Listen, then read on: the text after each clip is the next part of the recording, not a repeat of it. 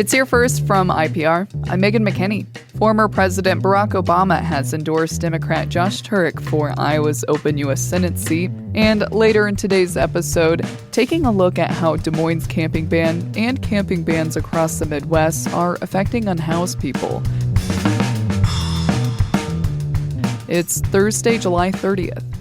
Haitians in Iowa on temporary protected status have lost work authorizations, driver's licenses, and legal residence as a Supreme Court order takes effect this week. The court's June decision allowed the Trump administration to end TPS for Haitians and took effect Monday night, even as some legal experts dispute it.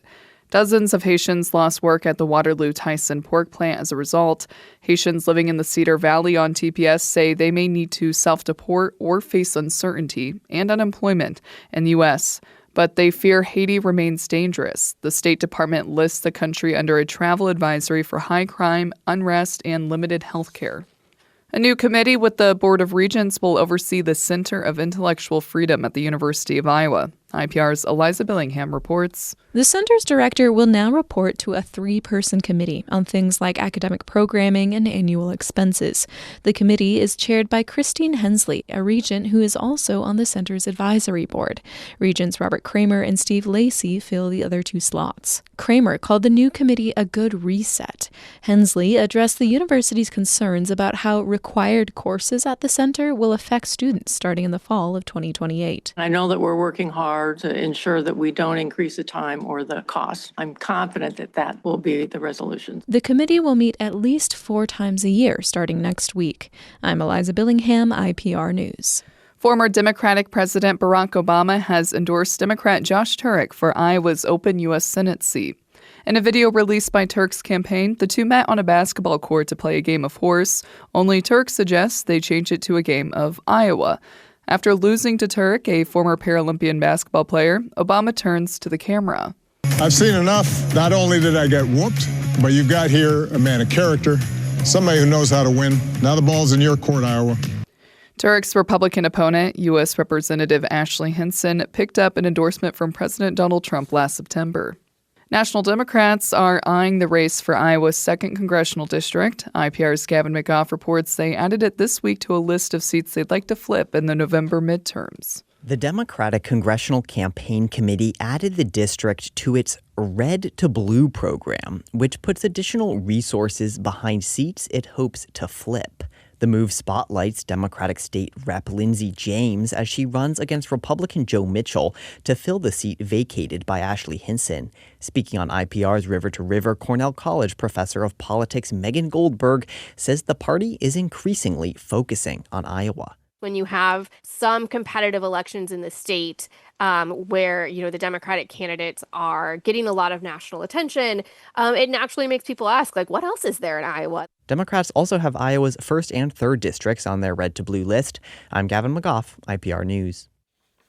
It's here first from IPR. I'm Megan McKinney. People living in homeless encampments say cities have been more aggressive about enforcement since a landmark U.S. Supreme Court decision 2 summers ago. Here in just a moment, finding out how some cities in the Midwest, including Des Moines, are taking different approaches to the encampments. Stay with us after the break. Welcome back. It's here first from IPR. I'm Megan McKinney. 2 years ago, the Supreme Court decided cities, counties, and states could pass camping bans, forbidding unhoused people from sleeping outdoors in public spaces. Hundreds of cities have done so, including Des Moines. The Midwest Newsroom Nicole Grunmeyer visits a camp where volunteers are helping unhoused people move before the city bulldozers arrive. Near a river on the east side of Des Moines, volunteers with Direct Empowerment Iowa Alliance cook meals for unhoused people living in a camp. They're making hot dogs topped with grilled onions and bell peppers. They're also moving a large camper the city is threatening to bulldoze. Latasha Peters is one of the volunteers. It's been hard.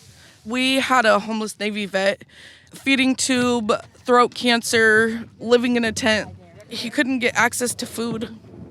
He relies on liquids and baby formula. And we managed to put a video out to our community and ask for donations for him, and we brought him out some food, but he was starving.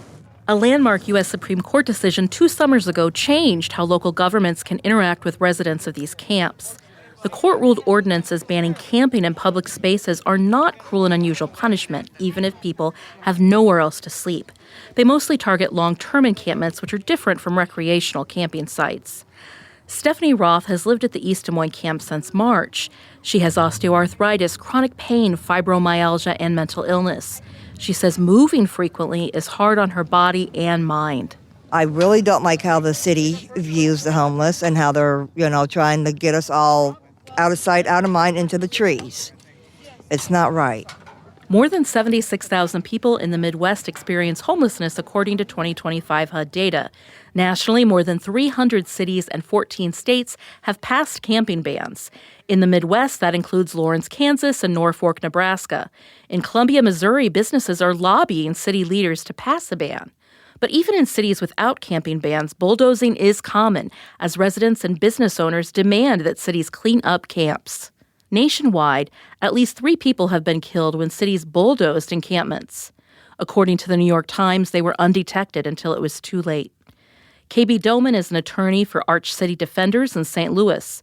She says there have been some near misses in the city, which does not have a camping ban. We've gotten really close. There's been times where community members have literally had to block bulldozers because the city is like, we want this camp cleared, we're coming in with bulldozers. Last year, Omaha, Nebraska considered a camping ban, but the city council rejected it.